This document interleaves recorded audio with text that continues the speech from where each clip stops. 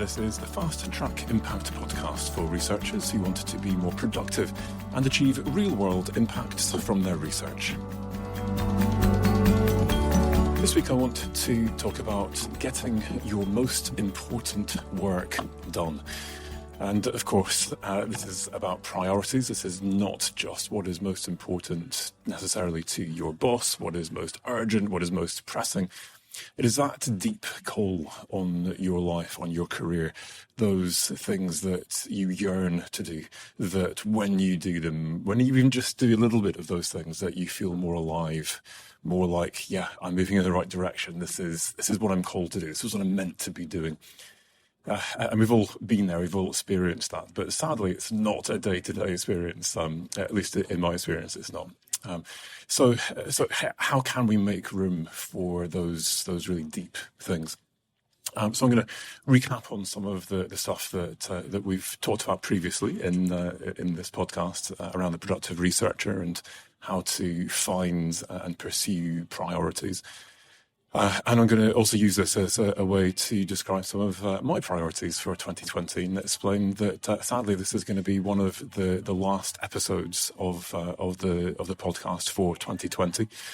I've got 3 episodes pre-recorded to go out that will coincide with the release of my next paper with Bella Reichard and a bunch of very good colleagues.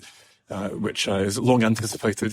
You've heard me talking about it, alluding to this over the last year or so, probably longer. It's taken us a long time on what makes a 4-star impact case study. So we've got 3 episodes on that, reading from the paper, but also discussing how Bala and I have been applying that evidence in case study reviews over the last year. So you've got that to look forward to. There may be the odd random podcast episodes, but for me, this is about priorities, and for me, I'm shifting priorities for 2020 to use that time that I've been carving out of my diary for the podcast to write my next book. So what I'm doing at this point is zooming out and asking myself, what is it that I need to achieve to meet those deepest priorities at core? And for me, the 2019 was about shifting how I achieve this goal to change the way researchers around the world generate and share knowledge so they can change the world. There's only one of me. I'm striving for better and better work-life balance. And it's quite clear that just doing more and more trainings is not the answer. We've tried going down, well, maybe we could franchise, maybe we could employ other trainers. But ultimately, this is about a course which has a deep heart. And for me, that needs to be something that I keep really close kind of quality control on. So it's just me. And so 2019 was all about trying to build this into something that could reach people more effectively online. And there are still elements of that. So we've had the podcast, we've had the vlog. I've got a new online course coming out at some point in 2020, and we're going to keep trying to broaden that reach as far as we can. But for me, 2020 is about shifting gear and saying, well, okay, up until now, Fast Track Impact has been about changing the way researchers generate and share knowledge. But what about the systems that those researchers are in? And over the last year and a half of doing the productive researcher training, there's a conversation that happens at the beginning of each training where people say, well, yeah, Mark, this is all very well and good, but what about the workload allocation model? What about my teaching load? What about my managers and all of these targets and ref and the metricization and managerialization of academia? How can we actually solve some of these bigger issues? And my answer to date has been, well, yeah, we can try and solve those issues. We can go on strike. We can lobby. We can fight. We can do what we can, and we should, I would argue, fight against the worst abuses of powers that we see in our institutions. But you can spend your whole life doing that and never actually achieve your most important priorities. And so my emphasis is, well, yeah, in parallel with that, though, let's make sure that we do what we can to protect ourselves, to protect our work-life balance, to make what we do sustainable, and to do what we can to get a sense of satisfaction, of inspiration, of doing the most important work of our lives, despite the systems that are around us. And that's really working. Each time I do trainings, in addition to the impact of the training, I get people coming up to say to me, you know what, I've read your book and it's transformed my career. I've made huge decisions. I'm doing things differently. I'm doing a different job even as a result of reading The Productive Researcher. But now this is about shifting gear into saying, well, what could we do to change the way that we systemically generate knowledge, how our institutions work, how we manage and organise research groups, schools, faculties, entire universities. Is there a better way of doing this? And not just a smarter way, but a way that has deeper heart to it. And I think that there is. So let's dive into the general first of all. And just start to think about this idea of, well, yeah, Mark, I too have been thinking about this. It's the beginning of New Year. It's January still while I'm recording this, and I'm asking myself, what can I do to make this year count? I'm looking back at 2019, feeling a bit frustrated, perhaps, at what I didn't achieve. But yeah, 2020, maybe I could do something different. And the problem, of course, is that at this point, I'm still working within the system. I've still got my full-time job and my full teaching load and all this admin roles and life and pressures with my kids and whatever else. Yeah, so that stuff isn't going to go away. But what can I do within that system to start to edge things forward and do that best work of my life? And for me, this starts at the deep work of understanding truly what your priorities are and asking, why is it that I do what I do? What is it that most inspires me? And the technique that I use is a technique I use in many of my research interviews as a social scientist, which is just keeping asking the why question. So yeah, that's why that inspires me. That's why that day was so motivational. That's why that achievement meant so much to me when it seemed pretty minor to everyone else. Why? Why is that? And what you get to when you can no longer answer the question why is in that final answer to the question why, you get to your priorities. And typically this is something that is located at the level of your identity and your values. Who am I fundamentally? And what is it that I believe is most important in life? What are my guiding principles, my values, my beliefs, those kinds of things? And at that level, now I realise that, yeah, that's the one thing, the most important thing that I need to achieve. That's the thing that I want written on my gravestone. That's the thing I want to have to say when I've finished my career, when I'm retiring. That was my legacy. That was the most important contribution that I made. And quite often when you get to that one thing, you realise that it doesn't quite marry up with, the number of publications I got, the number of projects I got. And for me, certainly, publications, projects, well, they're a means to an end. They're what protects my time, enables me to have enough power within the system to be able to do some of the more important things, but whilst keeping my bosses happy. But they're the means, not the end. And very often, a lot of people I know, actually, it's about my students.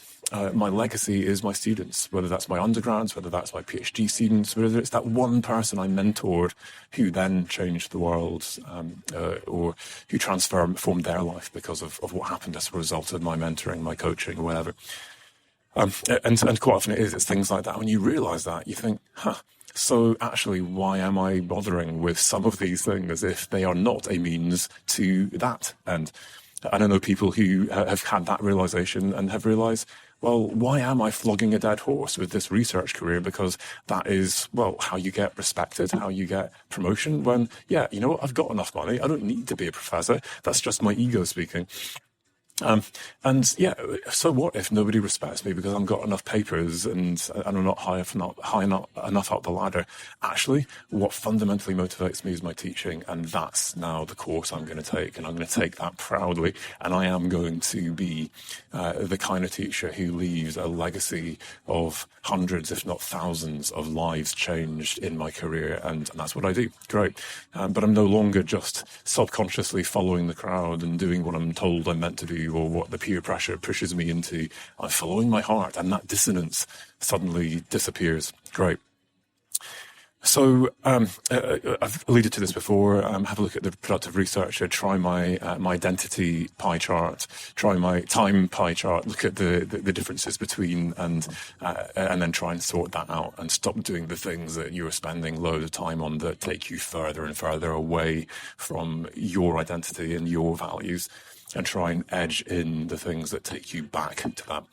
Now, that's not about doing things completely differently. It's not about changing my job, although it may be if they're completely unaligned. This is about 10 minutes a day, half an hour a day, maybe half an hour, half a day a week. If you can squeeze that in as an academic, I'd suggest that's entirely achievable. As a professional services member of staff or a postdoc, maybe this is how you're using your lunch break, those kind of things. But I can start to edge things closer. When it comes to the personal stuff, quite often it's one simple thing. I met a researcher recently at a productive researcher training who said, the key thing that is creating dissonance for me is that I've focused so much just on the basics of work and family that I've been a really rubbish friend, and I miss my friends, and that's actually a really big part of who I am as a person, that I'm a friend, and I want to be more of a friend. And this was for her about saying, right, I'm going to plan a city break with two of my long-standing best friends in the world next in the summer. At the time, it was almost a year away. And it's going to be one weekend, but I'm going to spend time planning that, thinking about that. It's going to give me an excuse to get in touch with people again, to spend time with them, deciding what we're going to do, anticipating that. And for that one weekend, actually, almost an entire year's worth of feeling connected to that part of my identity. And doing something that is aligned with my values as I give back to those friends. And of course, they give back to me as well. Great. So small things that make a big difference to that sense of satisfaction, of motivation, of inspiration, that makes you feel fully human, that makes you feel alive again. What are those things that you could do this year at that deep level? And maybe it's just one thing, one little thing that you decide that you're going to do. And perhaps embarrassing example of this for me is at the beginning of 2019, I did an exercise like this, and I asked myself, what are the things that I loved doing, that made me feel alive, that connected me to my identity, to my values, that I haven't done for years? And could I choose one or two of those things and make a commitment to do them in 2019? And one of them, bizarrely, was clubbing. So I'm a bit of a techno head. So that's the music I tend to listen to is techno. And I really miss just going clubbing, in a proper good techno club with a good DJ, and just dancing the night away. And for me, it was always about the dancing and drinking lots of water because I'm sweating a lot. People regularly come up to me and ask me what drugs I was on, and ask if they could get some of my drugs. I'm not a very good dancer, but for me it was all about that state you can get into, and it's a kind of a primeval kind of state where you dance long enough to those repetitive beats, and you kind of have this almost out of body experience. I lose touch with my body, and I go into this kind of spiritual plane. And that's a place that I found very difficult to get to in any other way. And so, I committed once a quarter, I'm going to go clubbing. So I spend quite a lot of time away from home. I travel usually 2 nights per week. And every now and then, that's a night where I'm in a city that's got a good club with a good DJ. And if I can organise that so I don't have to get up for an early meeting, then I'll do that. And that sense, actually, over the arc of 2019 of just letting my hair down and doing something for me, once a quarter, having a lie-in after having gone clubbing by myself, random, dodgy it might look, but you know what? I don't care, and it's made me connect with that part of myself and make me feel more alive. So, what is that? Whether it's a personal thing like that, whether it's a professional thing. What is that thing that you could do in 2020? And for me, the thing that I'm replacing the podcast with, sorry guys, is writing my next book. So over the last year of 2019, I've been reading, I've been writing little bits and bobs for my magazine, my blog, recording material for my podcast on this theme of impact culture. And I realised by the end of 2019, I've got all the material, it's there, I've done the reading, it's in my head, I've got the ideas, and I'm ready to launch the Impact Culture course. So that's we are taking bookings. We've got a bunch of them booked through the first half of 2020, and now I'm realizing, not only am I ready to do the course, but I'm ready to write the book as well.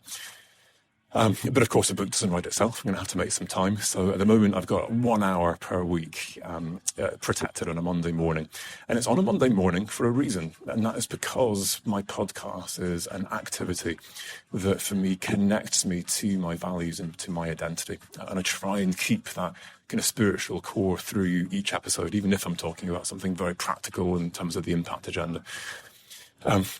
Because it connects me at that deep level to those two things. And of course, then for the rest of the week, I've done that. I've made that thing. I've connected with those deep parts of myself, and I've done something that moves my mission forward. And I know I've got a fairly good uptake on a number of listeners. And there are people now who are being helped, and I'm achieving that mission. Great. 1 hour per week, that's all it takes, but there's that sense of progress. Fantastic. So I've gone and blocked that out now. So that 1 hour is now book writing, and of course, writing a book takes longer than writing a podcast. My goal is to do this, have a draft by the summer. Now, a lot of the ideas are there. They're either recorded or sketched out. I've got a dozen podcast episodes sketched out for 2020, which I was going to record, but I'm figuring, you know what, rather than doing that time on the podcast, let's actually now put them into chapters. I will record them as podcast episodes, don't worry, they will come out and you'll get this open access via this medium. But for the moment, there is this call to me that I need to write this. It's a book, it's there, it's in my head, I just need to get this on paper. So in the next couple of months, my Mondays are already pretty stuffed up with appointments. So it's 1-2 hours, the odd 3-hour session, and then gradually edging this into 3 hours per Monday morning. If I have to, I'll stick something urgent in, but I'm trying to average 2 hours per week. And my hope is that does what I've experienced before using the technique at the core of the productive researcher, which is that sense of an average of 2 hours per week. I'm getting progress. Wow. And I'm inspired. I'm motivated. I'm excited. I can see this beginning to take shape. And now, I'm really busy. And it's a Tuesday evening and I'm traveling from a meeting in Newcastle to Cardiff, where I'm training the next morning, and there's all these things that I could be doing. And you know what? That sense of inspiration has not left me from Monday. Let me just try and finish that chapter. I'm almost there on this, and let's just spend that train journey doing that. And the next bit of that paper or project report or grant application or marking or whatever it is, it can wait till tomorrow, but I'm going to put that there, and that sense of motivation is what then enables me to edge that forward and do a bit more. Even if it doesn't, 2 hours per week, and I'll have made some progress, and maybe it will be the end of the year rather than the summer, but by the time I've got that draft. At the same time, I've established an accountability relationship. So one of my best friends is also writing a book. He doesn't know what the book is yet. It's maybe a fiction book. It's maybe a non-fiction book. He's got a bunch of ideas, feelings, and he wants to do something as well. We try and meet up. Approximately once a month on average, and we try and connect by phone every couple of weeks in between meeting up with each other. And we just made a point to say, yeah, let's be accountable to each other and ask ourselves, did we read anything for these projects? Did we write anything for these projects?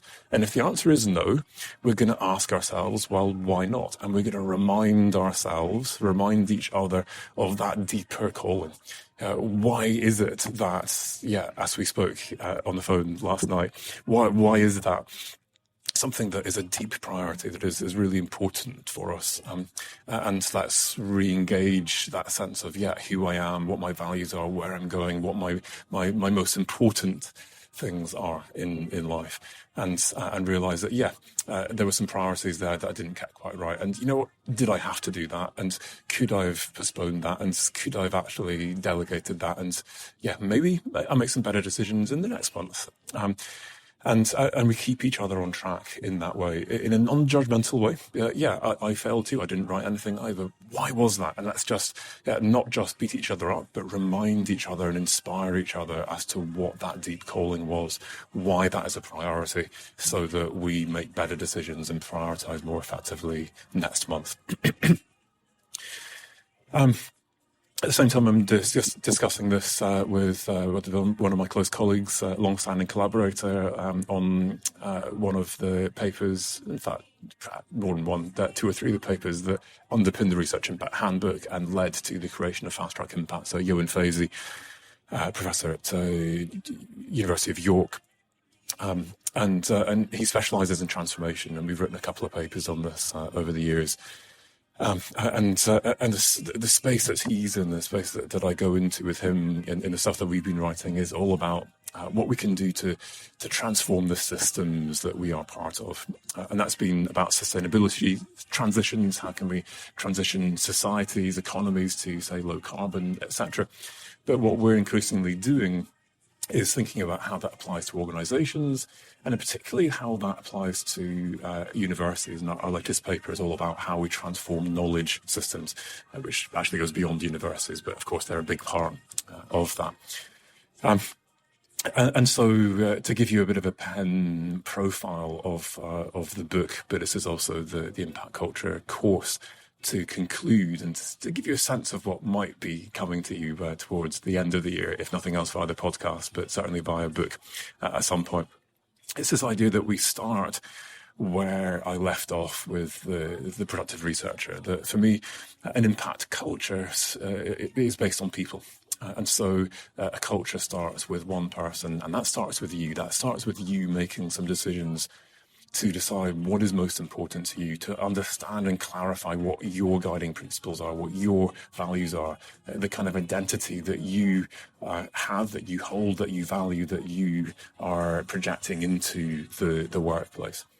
And then from there, that is a place of clarity from which we can then start to work with our colleagues, whether that's our research group, whether that's just thinking a bit more on purpose about these things with our PhD students or our dissertation students, and the kind of projects that we're putting together with them. Thinking about now our values and our identity as broader groups, and what we're trying to achieve, what are our priorities, and what is the best work that we can do together over this coming year as a group. And then how do you move from there to a sense of shared values and a shared identity, a shared culture at the scale of schools, of faculties, of universities, but aggregated up from that smaller level rather than imposed from the top down. And it's an idea of evolutionary organisations that says that actually I don't need permission from my boss or a new university to be able to change how I work. And I ask myself, well, what is the best work that I can do? What is that deep priority, that calling? What is the best work of my life? And then what is holding me back? What is preventing me from doing that? What are the barriers? What are the annoyances? What are the frustrations? And I list all of those, and then I ask myself, what are the things that might actually be within my control? And a whole load of these things, the workload model, my job description, or whatever else, that, I maybe can't change that, at least not easily. But there's usually a whole load of those things that, you know what, I could do something about that. I could change that. And a lot of those things, when I really interrogate my assumptions that are on the, no, you can't change that. Actually, when you start thinking about it, you know what, maybe I could. And maybe there's a conversation to be had with the line manager there. And just maybe they might say, yeah, try it out and see what happens. And what I'm doing now is, whether it's on that just personal level or perhaps at a broader scale, I'm doing little experiments. It's a learning by doing iterative approach where I try that thing out and see, does that overcome the barrier? Does that actually enable me to do that thing that I couldn't do before? Does that remove this frustration? And if it does, then great, let's do more of that, let's build on that, and of course let's tell others about that as well. And if it doesn't work, then okay, let's try something else. And that didn't work either, let's try something else. And you mothball it, but you learn from your mistakes. You don't get downhearted. You view it as an experiment. And for many of us as researchers, that idea of an experiment, whether you are an experiment type person, that's the kind of research you do, or it's just, I'm a researcher. Yeah, research doesn't always work, but you always learn from it. There's always something that you can conclude, that you can say from the negative findings as well. Great, let's reframe that and learn from that to try out a different experiment, to try something new, a new approach, a new way of doing that. And what you now have is a change process. This is not a change management process. It's a change process where gradually, as people attend my course, read this book, talk to people like Johan and others who are innovating in this space and trying to do stuff that is new. You have pockets of people all over the academy setting their minds free and suspending some of those assumptions and saying, you know what, maybe I can overcome these barriers. Maybe I can innovate. Maybe I can try something different.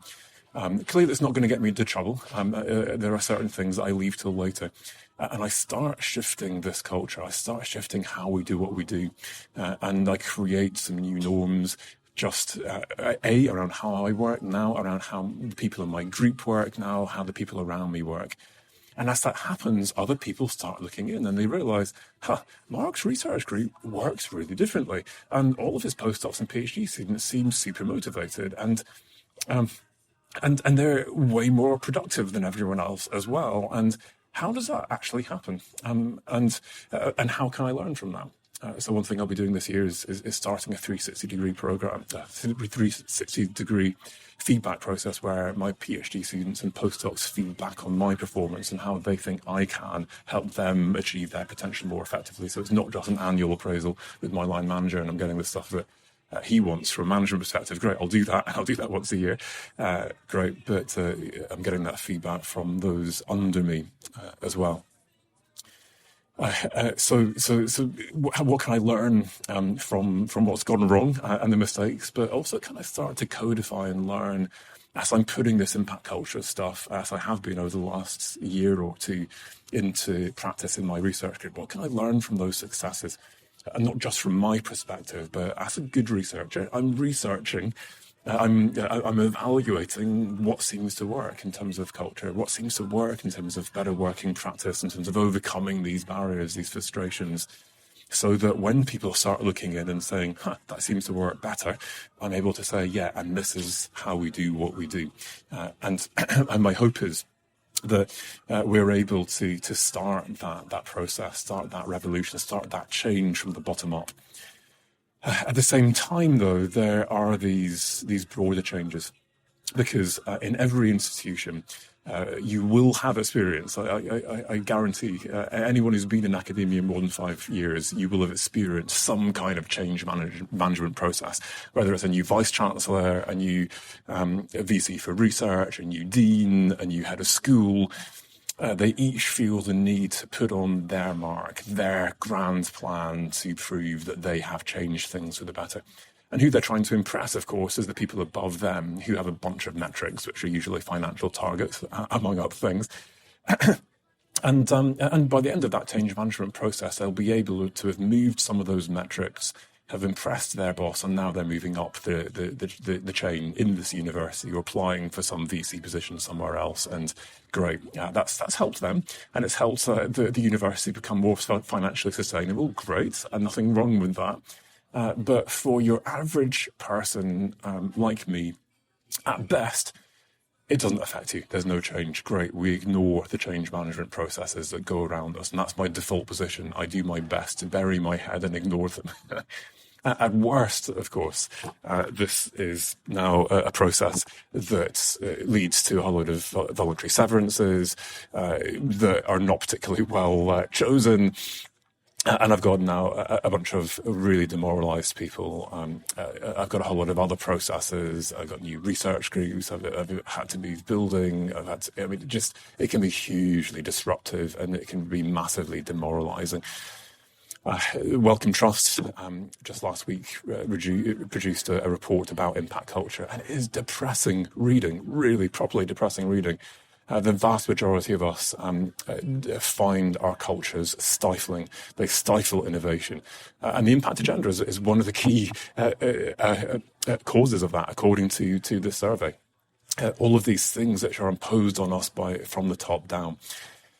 And so the second part of the course and the second part of this book is saying, well, yeah, we can do so much from the bottom up to people power, self-organizing, this evolutionary approach, learning from what works.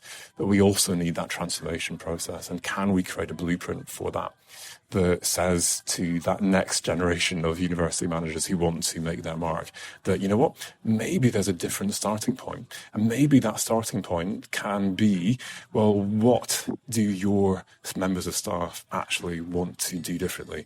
What for them would be a game changer? What would be a different working environment, a different research culture that would transform how people work, make it easier, make it more fun again, inspire people, motivate people, change that sense of morale, and actually as a result of that enable us all to do the best work of our lives, and as researchers to come up with those groundbreaking, innovative ideas and put ourselves at the forefront of those knowledge frontiers within our disciplines.